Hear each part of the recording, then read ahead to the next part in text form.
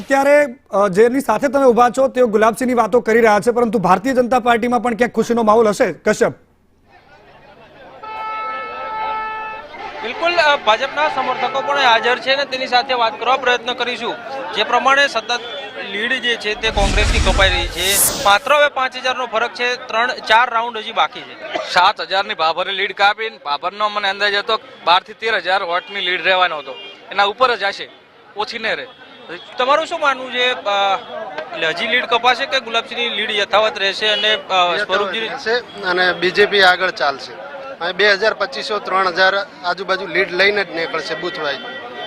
4 round બાકી છે, 4 round બાકી છે કાકા, 4 રાઉન્ડ હજી બાકી છે, શું લાગે કોણ જીતશે? ભાજપ, બીજું કોઈ ના જીતે। તમારું શું માનવું? કહો। ભાજપ જીતે, ભાજપ, સ્વરૂપજી જીતે।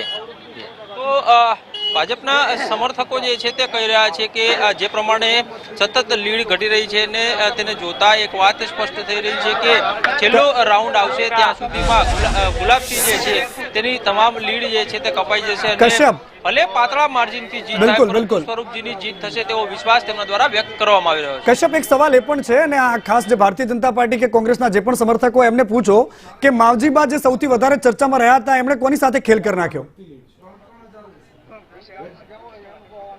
બિલકુલ, આ માવજીભાઈ અપક્ષ ઉમેદવારી કરી, આ માવજીભાઈએ ખેલ કોની સાથે કરી નાખ્યો, ભાજપ કે કોંગ્રેસ? માવજીભાઈને તો કોઈ નડ્યા જ નથી। માવજીભાઈ વોટ ચૌધરી સમાજ સમજે છે એટલે ભાજપને વોટ આપ્યા છે। તમારું શું માનવું? માવજીભાઈ અપક્ષ ઉમેદવારી કરી, કોને નડ્યા?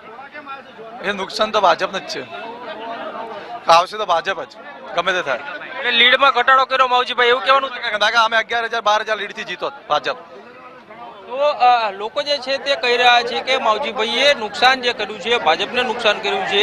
જો માવજીભાઈ ઉમેદવારી ના કરી હોત તો લીડમાં ચોક્કસ ભાજપનો વધારો થયો હોત। બિલકુલ કશ્યપ, આપની પાસે આવીશું અત્યારે, આભાર। પરંતુ ભરતભાઈ પંચાલ મારી સાથે જોડાયા।